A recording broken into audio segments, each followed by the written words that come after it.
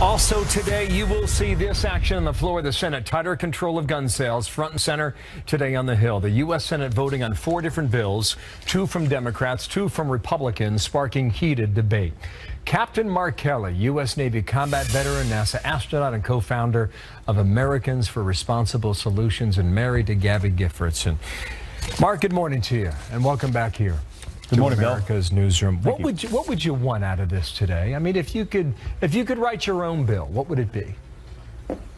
Well, let's do something that nearly 90% of Americans support, and that's to close the loopholes in our background check system that allows people to buy guns without a background check. I mean, these are pretty big loopholes. You can go to a gun show in most places and buy a gun without a background check, and that, certainly could be the choice of somebody who is trying to get guns to do harm, suspected terrorists. The other thing is, hey, let's take people that are on the terrorist watch list and make it very difficult for them to acquire firearms. Okay. Those are 2 simple steps that most Americans support. I want you to react to a couple things. Wayne LaPierre from the NRA was talking on Sunday, and so was Senator Chris Murphy from Connecticut. And you know where Senator Murphy is on this. He's driving it on behalf of a filibuster, etc. First, Wayne LaPierre, yes. And then I'll get you to react to the point he's making specifically right here. What happened this past week is the president, the whole gun ban movement said, hey, don't look at terrorists. Look over here. Divert your attention. Take your eyes off the problem, because they don't want to face the embarrassment of their failure in this terrorist area, and they want to cover their butts and not talk about it. You can't save the country with politics. What about that, Mark? Well, I mean, he says you can't save the country with politics, but you can drive down gun violence with strong legislation, and you could keep guns out of the hands of terrorists with the 2 bills that are being proposed and are going to be voted on today. I mean, there's 4 bills. 2 of them are kind of like smoke and mirrors to allow folks that are supported by Wayne LaPierre to say they did something about this, and then there are Senator Murphy's bill about background checks and another bill about closing the terror gap that could be really effective. John Carl was hosting ABC's program on Sunday, and he had Senator Murphy on. And if you just listen to the way that Carl phrases this question, we'll listen to it together in Fact Watch. Your proposal would have done nothing in the case of Orlando. It would have done nothing to stop the killing in San Bernardino, and in fact is unrelated to the killing in Newtown. Why are we focusing on things that have nothing to do with the massacres that we are responding? Well, so first of all, we can't get into that trap. I disagree. I think if this proposal had been into effect, it may have stopped this shooting. But we can't get into the trap in which we are forced to defend a proposal simply because it didn't stop the last tragedy.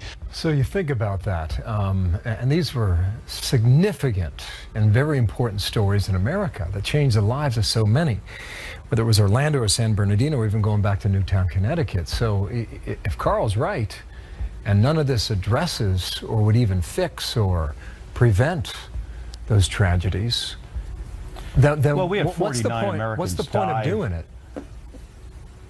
Well, I mean, the point is to strengthen our laws to make it more difficult for somebody like the shooter to get his hands on a firearm. He was taken off the terrorist watch list. Let's assume for a second that did not happen.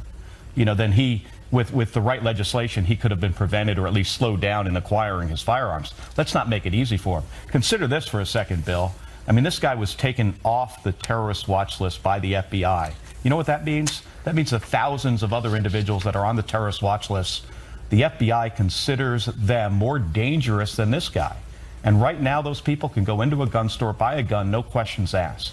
And that doesn't make sense to me. And this can be fixed by the United States Senate addressing this issue and voting to close the background check loophole and making it prohibited for terrorists to buy guns. It's a pretty easy thing to do. Last question here. You're not arguing take away the guns, because what LaPierre would argue with the NRA, they say, you take away the guns, they would come after in the schools and the malls and the churches. Hey, I'm a gun owner. Just the question. You seem to be very specific in your criticism, and that is the background checks and the terror watch list. Do I have that correct?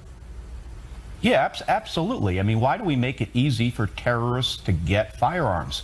We shouldn't do that. That doesn't make sense to about 80 to 90% of Americans. And we can address this. And as a gun owner and a strong supporter of the Second Amendment, people have the right to defend themselves. But I do not think somebody that we have labeled a terrorist that we keep off of an airplane have the right to walk in to a federally licensed firearms dealer and buy a gun. I mean, these are problems that can be addressed with legislation.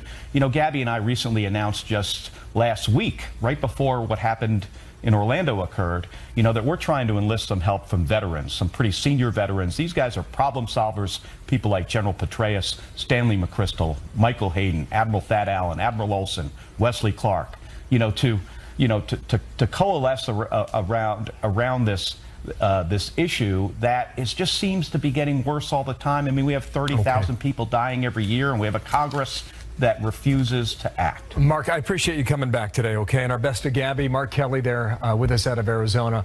We'll see which way they go today, but we got some more breaking news, and we're going to get to that now. Thank you, Mark. We'll talk again real soon. We have breaking news about that Senate showdown. All 4 bills on gun control in the Senate failed. This is just minutes ago. Here's a live look at the Senate floor. It comes after Republicans promised Connecticut Senator Chris Murphy they would allow a vote after his 15-hour-long filibuster just last week. His bill to close the gun show loophole and expand background checks did not get enough votes to pass. It fell short by about 16 votes exactly, rather. The Senate also stopped a GOP-led bill to delay gun sales to suspected terrorists for 72 hours. Only if prosecutors could convince a judge within 3 days the buyer was involved in terrorism.